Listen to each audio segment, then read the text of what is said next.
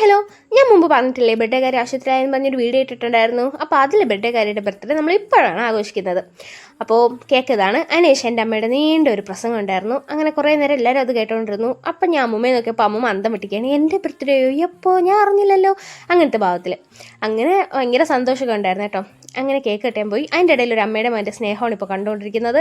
അമ്മ ഓടിപ്പോയി കുറേ മിൽക്കി ബാർ വാങ്ങിക്കൊണ്ടുവന്നു. അതിനവിടെ വിതറിയിട്ടു. പിന്നെ അതൊന്നും നമുക്ക് കിട്ടിയില്ല കേട്ടോ. അതൊക്കെ കാണാതായി. ആയിഷ എവിടെയോ എടുത്തുകൊണ്ട് പോയി. പിന്നെ നമ്മൾ കേക്കൊക്കെ കട്ട് ചെയ്ത് അമ്മൂമ്മയ്ക്കും കൊടുത്ത് നമ്മളെല്ലാവരും കഴിച്ചു. അങ്ങനെ ഉമ്മയൊക്കെ കൊടുത്തു. അമ്മൂമ്മ ഒട്ടും പ്രതീക്ഷിക്കാതെ നടന്നൊരു ബർത്ത്ഡേ ഫംഗ്ഷനാണ് കേട്ടോ ഇത്.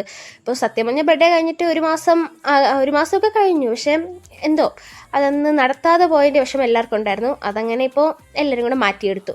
പിന്നെ നമ്മൾ നേരത്തെ വാങ്ങിച്ച് വെച്ചിട്ടുണ്ടായിരുന്ന ഗിഫ്റ്റ് അതിപ്പോഴാണ് കൊടുക്കുന്നത് കേട്ടോ. ഇത്രയും ദിവസമായിട്ട് കൊടുക്കാൻ പറ്റിയില്ല, വീട്ടിൽ തന്നെ ഉണ്ടായിരുന്നു. അങ്ങനെ അമ്മ ആ മുദ്രയൊക്കെ ഒന്ന് ഇട്ട് കൊടുത്തു. അങ്ങനെ അതൊക്കെ അമ്മയ്ക്ക് ഇഷ്ടപ്പെട്ടു കേട്ടോ. അങ്ങനെ ഇത്രയേ ഉള്ളൂ. അപ്പോൾ ഓക്കെ, ബൈ.